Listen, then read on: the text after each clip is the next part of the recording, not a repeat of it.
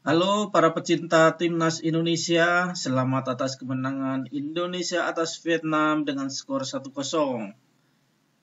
Ini adalah hasil yang sangat bagus buat Indonesia, walaupun skornya tipis 1-0, tetap itulah adalah kemenangan yang berarti 3 poin dan mengantarkan Indonesia ke posisi 2 dengan nilai 4 di bawah Irak dengan nilai 9 dan sedangkan Vietnam ada di posisi 3 dengan poin 3. Adapun Filipina ada di dasar klasmen dengan poin 1.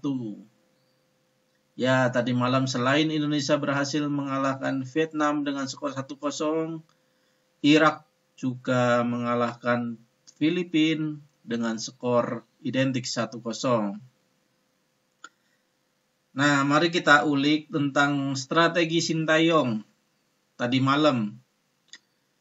Yang tadinya saya kira itu mau memakai formasi 3 back, 3-5-2 atau 3-4-3 atau 4-3-3.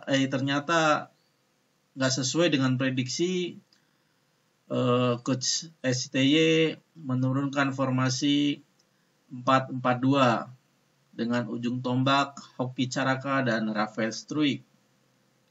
Nah, yang membuat saya kaget juga pemilihan Hoki Caraka sebagai starter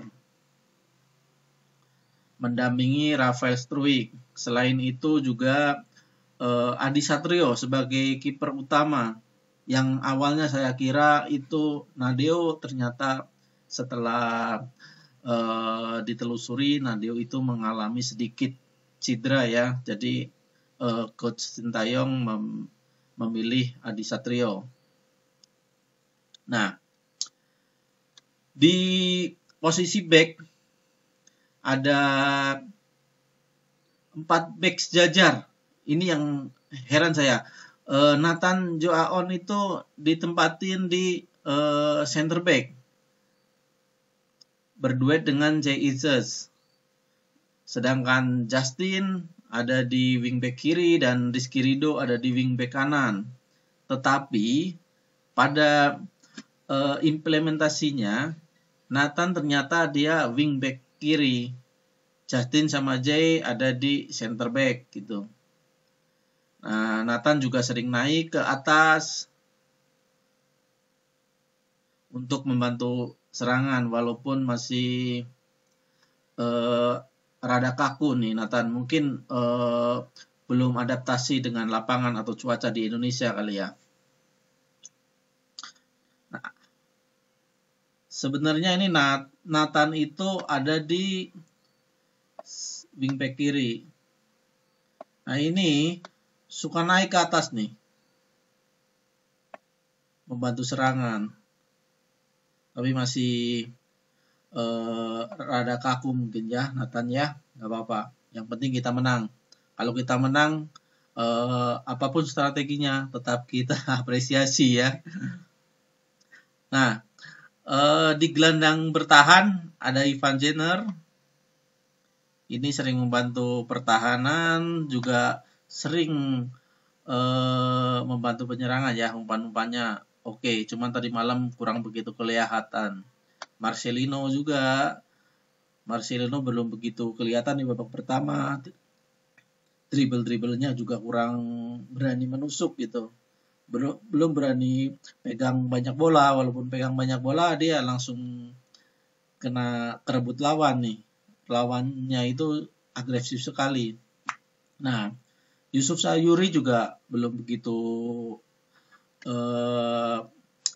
banyak membantu ya, tusuk-tusukannya belum begitu membantu. Cuman ada satu umpan crossingnya itu hampir kalau nggak kena ke blok sama pemain back Vietnam bisa sampai ke Marcelino lagi tuh, seperti Piala Asia. Witan Sulaiman juga ya standar lah. Witan Sulaiman ya mungkin karena pressing dari Vietnam itu bagus ya. Dia begitu pemain timnas Indonesia pegang bola, satu atau dua pemain Vietnam langsung dia pressing. Pressing nggak cuman ngalang-ngalangin pemain kita, langsung di body pemain kita ya, kayak Witan kecil gini ya, Witan Marcelino, kalau kena body gitu jatuh. Kecuali ya seperti Justin Jay gitu kan, dia di body juga kuat. Nah, di depan ya sesuai prediksi, Hoki Caraka nggak bisa berbuat apa-apa. Dia kan tipenya tipe killer. Kalau dia dapat bola di kotak penalti, ya dia bisa selesaikan. Tapi kalau dia nggak dapat bola, ya dia cuma lari-lari doang gitu kan. Beda dengan Rafael Struijk. Rafael Struijk dia bisa turun ke bawah cari bola, dapat bola dia dribbling ke sini, bisa dribbling ke kiri, bisa dribbling ke kanan, nusuk gitu. Beberapa kali dia juga melakukan shooting walaupun hasilnya masih 0 ya, karena shootingnya itu lemah. Tapi nggak apa-apa. Ternyata ini adalah strategi brilian Sintayong. Tadinya harapan saya itu Pratama Arhan di sini. Pratama Arhan di sini atau di sini. Karena lemparan-lemparan ke dalamnya itu Pratama Arhan bagus banget tuh. Beda dengan punya Vietnam.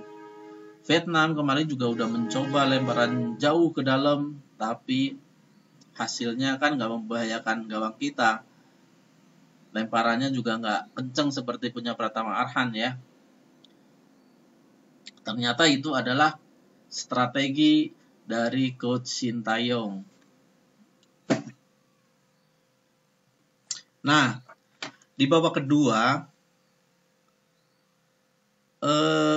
Coach Sintayong langsung melakukan pergantian pemain. Nathan diganti, Sayuri diganti, dan Caraka diganti. Nih, Hoki Caraka diganti sama Eki Maulana Fikri.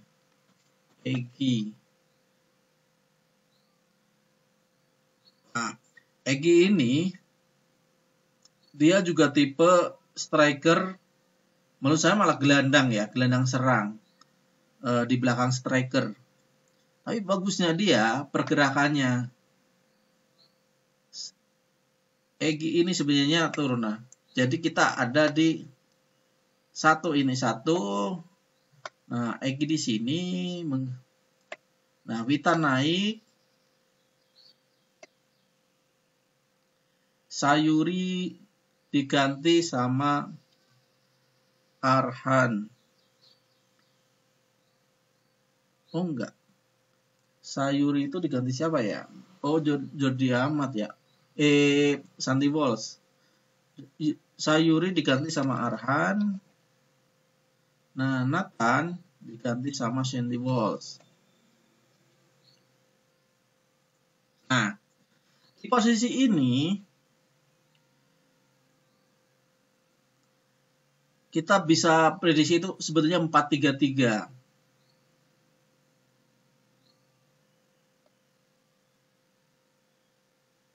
Marcelino.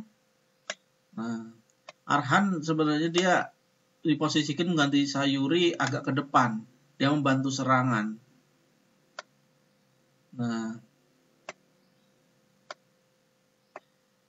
posisi Witan bisa gelandang, bisa striker sayap ya. Kalau ketekan dia jadi gelandang. Egi juga sama. Dia sampai turun ke bawah. Tapi posisi menyerang dia jadi striker. Jadi 4-3-3. Begitu bertahan jadi 4-5-1. Nah. Nih. Nah, dengan masuknya Arhan, begitu ada lemparan ke dalam, itu lemparan ke dalam yang panjang itu sangat berbahaya. Lemparan Arhan itu menusuk ya, lebih berbahaya dari tendangan sudut Indonesia kalau menurut saya. Mending dapat lemparan ke dalam di area pertahanan lawan daripada dapat tendangan sudut, tendangan penjuru ya, kalau saya. Karena begitu ada arahan, lemparan ke dalamnya itu sangat berbahaya. Tendangan penjuru itu kalau deket kiper itu kipernya bagus, gampang dia nangkep bolanya. Tapi lemparan ke dalam arahan susah untuk ditangkap. Beberapa kali nggak bisa itu pemain kiper Vietnam nangkap tendangan lemparan ke dalam arahan. Adanya di blok. Pernah di blok juga ada bola rebound. Nah, yang paling spektakuler itu yang langsung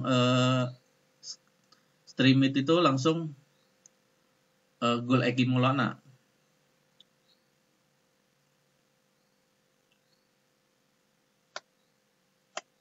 Nah, Egy itu ya biasanya nggak seperti ini ya. Ini lebih bagus kalau menurut saya. Egy itu mobile di sini. Dia punya dapat 2 peluang bersih, yang satu jadi gol, yang satu bisa ditepis sama kiper lawan. Tapi itu tendangannya juga placingnya bagus itu. Kalau misalkan kipernya nggak sebagus Nguyen itu, bisa jadi gol itu. Tapi nggak apa-apa. Yang penting kita menang.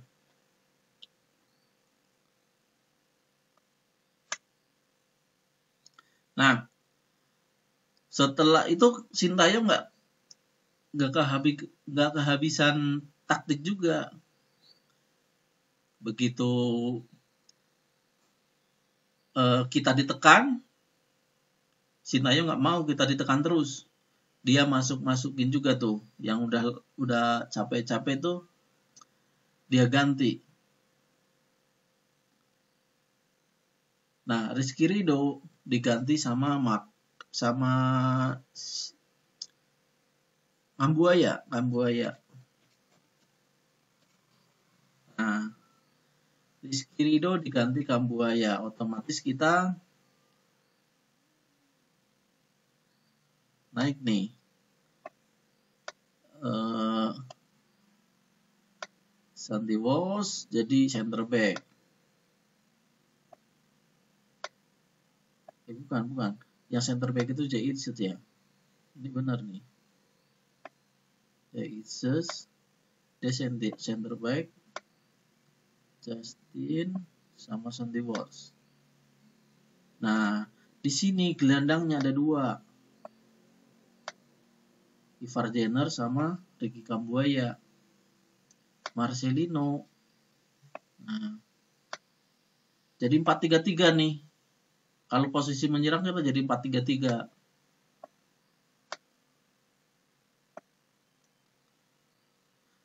Arhan kadang-kadang bisa turun gini jadi 4 ya. 4-3-3 ini 3-4-3 ini. Strategi Sintayong membuat kita bingung juga. Cuman ini fleksibel ya Arhan ya. Ini fleksibel sekali nih.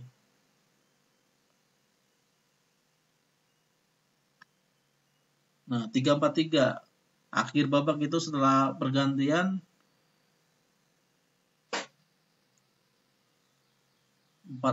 3-4-3. Nah, ini diganti sama udah capek sama Sananta.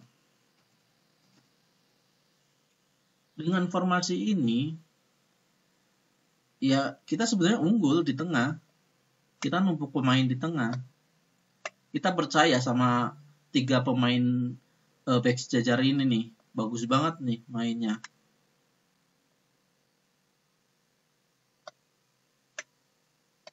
Ini karena ini Witan itu bisa turun jadi gelandang, Egy bisa, Sananta di depan. Nah, dengan strategi ini Vietnam minim banget peluang. Bahkan nggak ada peluang yang berbahaya. Yang keren nih, akhir babak kedua nih, saat terjadi serangan balik dari tendangan penjuru ya, striker Vietnam dikelabuin sama Jay Itzes. Santai banget ini bro. Bang Jay itu, mainnya santai. Gak kerusak-kerusuh kalau orang Jawa bilang. Nah, Ini lebih edan lagi nanti kalau Ragnar Uratmangun masuk sama Tom Haye. Saya nggak tahu nih nanti strategi Sintayong kayak gimana nih nanti. Ini posisi kita ditekan, dia malah naruh 3 back sejajar, numpuk pemain di gelandang. Awalnya itu pelatih Vietnam mungkin mengira Indonesia itu akan tampil menyerang dari awal babak pertama. Tapi ternyata enggak. Justru STY itu santuy di awal babak. Nah, dia ngegasnya di awal babak kedua. Gitu. Nah, itu yang enggak jadi, mungkin enggak dipikirin sama Philip Treusser ya. Dia kalah strategi sama STY itu. Tapi enggak apa, yang penting kita menang. Mudah-mudahan nanti di Maidin tanggal 26 nanti kita bisa menang juga, walaupun 1-0, 2-1 atau berapalah, yang penting kita menang. Kalau kita menang, satu langkah kita sudah ada di putaran ketiga kualifikasi Piala Dunia 2026. Itu harapan kita ya. Sejarah ini ya, kalau kita bisa lolos ke putaran ketiga, sejarah nih. Sebelumnya kita nggak pernah di era sepak bola modern ya. Belum pernah. Nah, selain itu kita dapat poin juga nih. Menang lawan Vietnam, poinnya 15,75. Kita bisa naik 4 peringkat nih, dari 142 menjadi 138. Nah, nanti kalau menang lagi, dapat 15,75 lagi.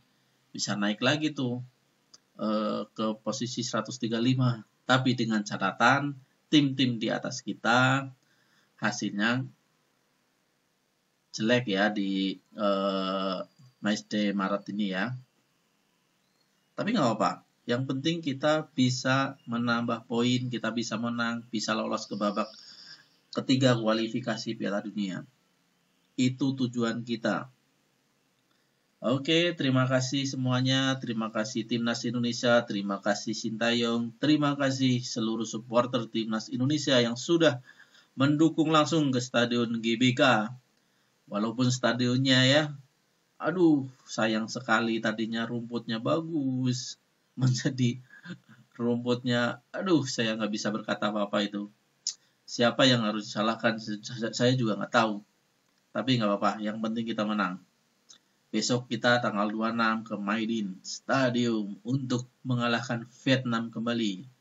Oke, terima kasih. Assalamualaikum warahmatullahi wabarakatuh.